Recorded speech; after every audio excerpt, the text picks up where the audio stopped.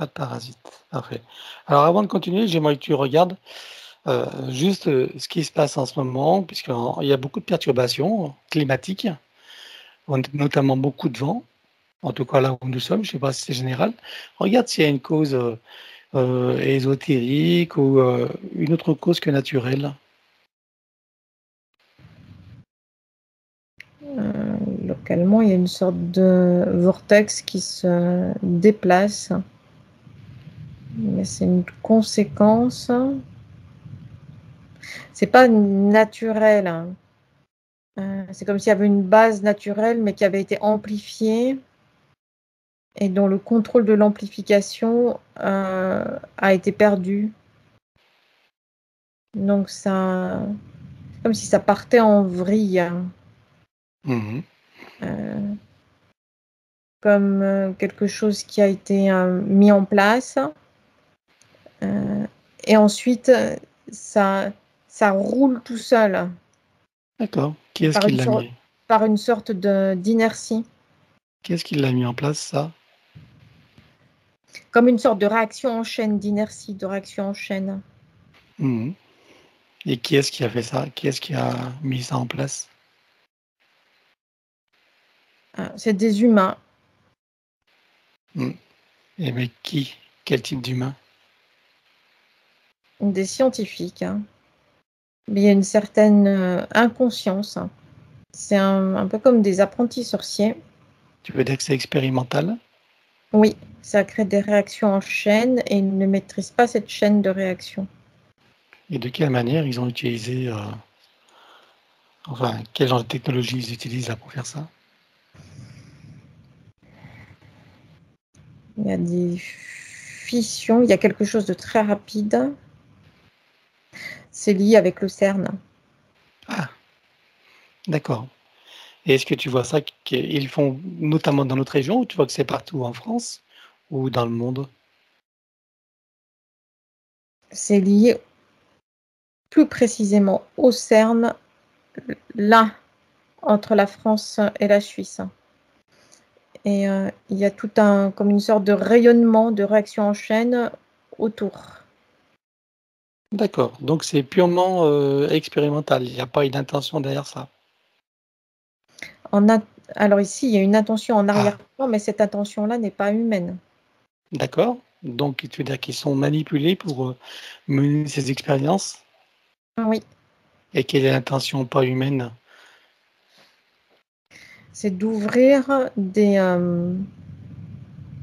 fissures, de créer des fissures et d'ouvrir des portes d'espace-temps, de faire des ouvertures entre la troisième et la quatrième dimension. Parce que la quatrième dimension devient, je sais pas, c'est comme si elle se rétrécissait. Donc il y a besoin de créer des ouvertures avec la troisième dimension. Mmh. Il Qui y a est-ce qui l'arrivée, il y a l'arrivée de démons dans la troisième dimension. des démons? D'accord. C'est eux qui inspirent ces scientifiques, qui sont Donc derrière ça? ça, c'est une conséquence. Ah, Ces démons sont une conséquence. Ils alors sont qui là c'est? comme des sortes de bêtes fauves échappées puisqu'ils profitent de ces ouvertures ainsi créées. Mmh. D'accord et qui est derrière ça alors? Des entités interdimensionnelles de type reptiloïde. D'accord et Et c'est des en arrière-plan encore, quand je remonte dans la hiérarchie, en remontant, c'est les archontes qui sont à l'origine.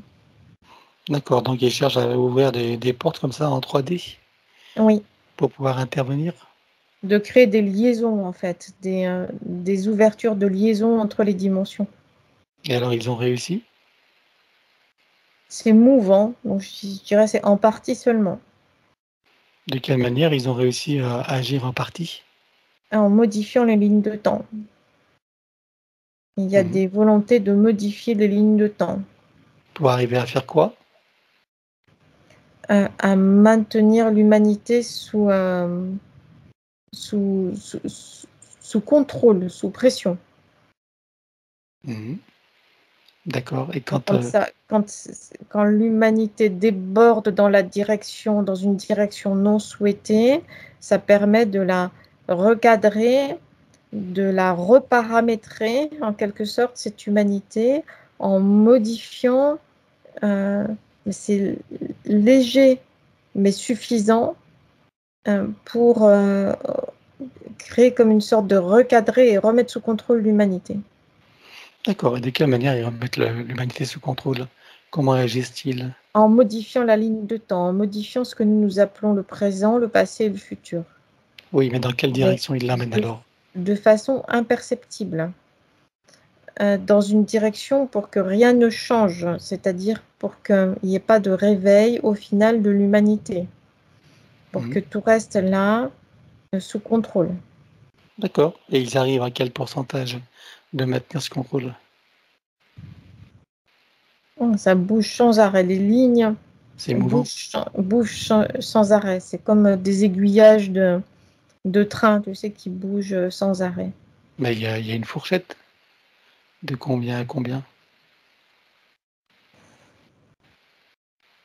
Je ne sais pas comment caler le pourcentage parce que ça n'intervient pas uniquement sur le présent ni sur un futur donné, parce qu'il y a plusieurs présents, plusieurs futurs et plusieurs passés. Donc c'est impossible de donner un pourcentage. Pour donner un pourcentage, il faut déjà définir une globalité, un centième. Ok. Là, Alors actuellement, là, ici et maintenant, c'est pas possible. qu'est-ce que ça implique comme situation?